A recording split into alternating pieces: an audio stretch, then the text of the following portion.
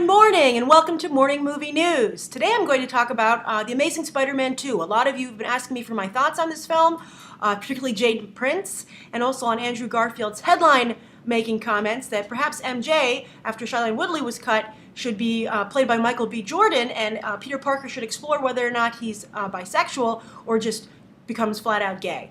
And you know what? I have been ignoring the film to some degree, and I think that everybody has. That's really fascinating. When you take a look at San Diego Comic-Con, The Amazing Spider-Man 2 released a teaser trailer for Electro at the beginning.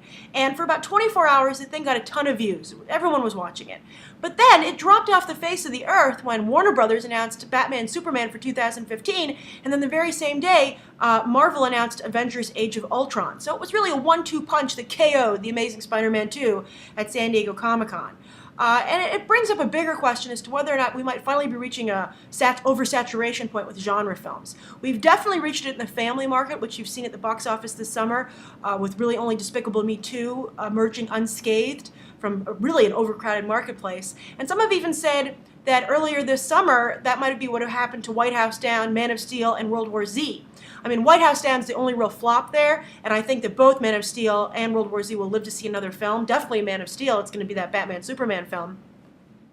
But, you know, I think both Man of Steel didn't quite make as much as Warner Brothers had hoped it would. I think secretly they would have liked to see it get to $1 billion because it was riding so closely on the coattails of Nolan's Dark Knight films, last two Dark Knight movies. You know, you never want to lose that momentum, which is why I think they're bringing Batman back in. And World War Z was more successful than Paramount had thought, but because it was so expensive to make, I think they're still not going to really totally make their money back, at least not theatrically. So I'm wondering, you know, 2014 definitely is going to be crowded, but 2015 is that year to watch. It's the year of both the Avengers Age of Ultron and Batman Superman. You have the new Star Wars movie. There's just so many films coming out that year that are genre specific that one has to wonder if that'll be the breaking point where they start to cannibalize each other. Because as you can see, it's already happening publicity-wise. So let's start out with those Andrew Garfield comments about Mary Jane, because I guess that those are the most salacious and captured everyone's attention, which I thought was interesting. When he said those comments, I felt Andrew Garfield was just trying to stop the tabloid whirlwind that had erupted when Shailene Woodley was cut as Mary Jane. I think it's bad publicity for the film to talk so much about a character who isn't going to be there. I think it's bad publicity to discuss that maybe perhaps Shailene Woodley wasn't considered supermodel-y enough for the role. I think you want to end that conversation as quickly as possible. And that's why that's why I thought he did it. And it succeeded to some degree. Nobody's talking about that anymore. But a lot of you, based on your request to me to discuss it, I think a lot of you took it seriously. And perhaps Andrew Garfield did mean it seriously. Perhaps he mentioned it in a slightly joking way, but maybe that was the best way to kind of introduce the idea. What do I think? Well, first of all, Michael B. Jordan's never going to play Mary Jane Watson, or whatever the male version of that name would be, because I would bet very good money he's going to be Johnny Storm. So he's going to be really, he's going to be doing some race bending instead of gender bending over in Fox's Fantastic Four. As for the idea of gender bending in a comic book film, I mean, I don't know. I mean, everyone talks about. I guess you could say it's the next logical step after changing Perry White. But you know what? When I say, even as I say that out loud, the whole point of changing Perry White to Lawrence Fishburne, taking a white character and making him black, is that it doesn't change the character. It's not like they're doing a bunch of civil rights and race stories on the Daily Planet now. The whole point is that the color of Perry White's skin didn't matter. Lawrence Fishburne was a compelling character, and he did a nice job portraying Perry White. I liked the work that he did in the film. But if you're going to change the gender of a character, especially a romantic character, then you're changing the story, and then that is a political statement to some degree. And I don't think that Spider-Man should be bogged down with that. So, and also the Mary Jane, Peter Parker, Gwen Stacy love triangle, which I think they seem to be getting rid of if they're not going to bring in Mary Jane until after the death of Gwen Stacy, which seems to be what they're doing now. That's an iconic part of comic book history and comic book lore. I think it should be depicted as it was done, especially because the whole point of this reboot, I thought, of the Spider-Man reboot, was to be more faithful to the original films. And that's what I loved about the first film. I loved the fact that, it looked like Spider-Man swung right off the comic book page. They took poses that Romita had drawn during the, some of Spider-Man's peak times as a comic book, and the special effects had finally gotten to a place, just like with Superman, where you could have a character that was as believable in a live-action film as he was drawn on the page, and that's really remarkable. And that was my favorite part of Spider-Man. I thought it was well cast. I thought doing an origin story again was a mistake. I'm excited to see what they can do now that is no longer weighing them down. But I do have concerns that the new film will be weighed down by too many characters. You've got Dane DeHaan as Harry Osborn. You've got Jamie Foxx as Max Dillon / Electro. You have Paul Giamatti as the Rhino. And also Felicity Jones is there as a female bad guy. Some people had said they thought she would be Black Cat, but she let it slip that she's supposed to be the Green Goblin's girlfriend, which I found very fascinating because it's like, is she going to be like, she's Dane DeHaan's age, so is she going to be Harry Osborn's father's very young girlfriend? Because Norman Osborn is the original Green Goblin. Or is this film going to totally skip Norman Osborn as the Green Goblin and go straight to Harry, which would also be weird. So I don't know what's going on.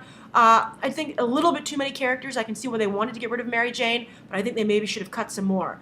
I think these movies work best when they are able to be simple and streamlined and focus on just telling a good story, not trying to do too much fan service. I mean, we all love fan service. I love fan service, but I think that it can be achieved without such a big cost to the story. It should be secondary. So, Amazing Spider-Man 2, having some trouble grabbing the headlines. We'll see what happens, but at least it's coming out in 2014, a little bit ahead of the game of that 2015 tsunami. So, the other thing I want to talk about today, the second story, is that Pee Wee Herman says he is getting another movie in 2014. He's been working on it for a very long time, promising it for a very long time, but he says he's finally picked a director, secured his financing, and they're just doing some final tweaks to the script, and it's going to come out next year. And the rumor is that Judd Apatow will direct. At the very least, I have heard that he's very heavily involved in the film. And Judd Apatow is no stranger to racy comedy. But I really wonder if Pee Wee Herman can ever fully reintegrate himself into the mainstream. If you are not familiar with Pee Wee Herman, he was the host of a very popular children's show in the 80s, but then in 1991 he was arrested in Florida in an adult movie theater for indecent exposure. You can read between the lines there for what happened.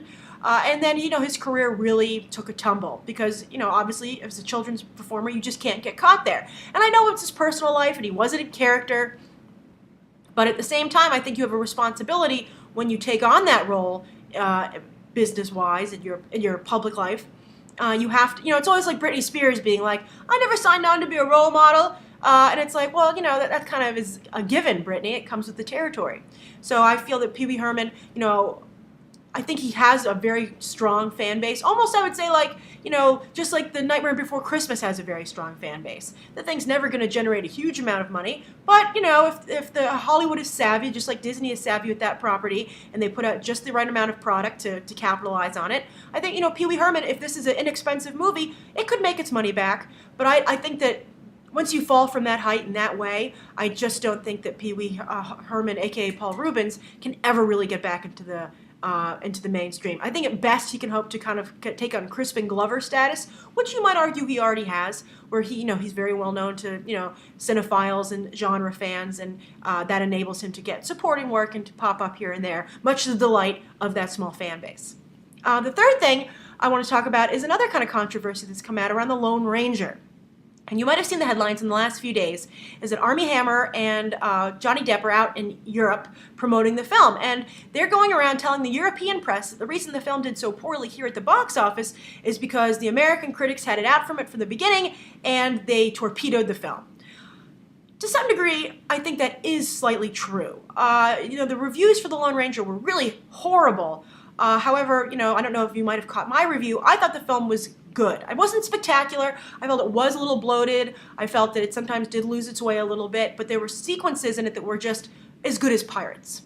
However, Mark Wahlberg interestingly weighed in on this at the premiere of Two Guns, and he made some headlines when he said, look, the real issue is that you've got $250 million spent on a movie about two guys and a horse.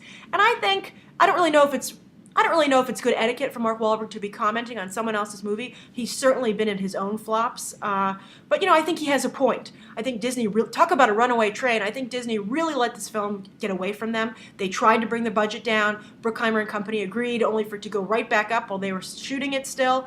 And I think that hurt the film as well. But as I said, the final product was also bloated. So I think, as I always say with Warner Brothers and now with Disney, you can't give your talent just complete free reign. they're not, a lot of times they're not businessmen. I mean, Mark Wahlberg to some degree is a businessman. He produces a lot of his own films, and I think he made a very smart comment about that, even if I don't think it was appropriate. So, studio heads need to realize that they are in charge of the purse strings. It's, they're the ones left holding the huge write-off. I think it's about 150 to 190 million they're going to lose on the Lone Ranger. That doesn't help Bruckheimer either, because rumor is that Disney is going to give them a much smaller budget for Pirates 5. And they should. I think that because they use the same creative team, I think that the Lone Ranger has actually had the horrible side effect of hurting the Pirates franchise as well. But I did enjoy parts of Lone Ranger, as I said, quite a bit.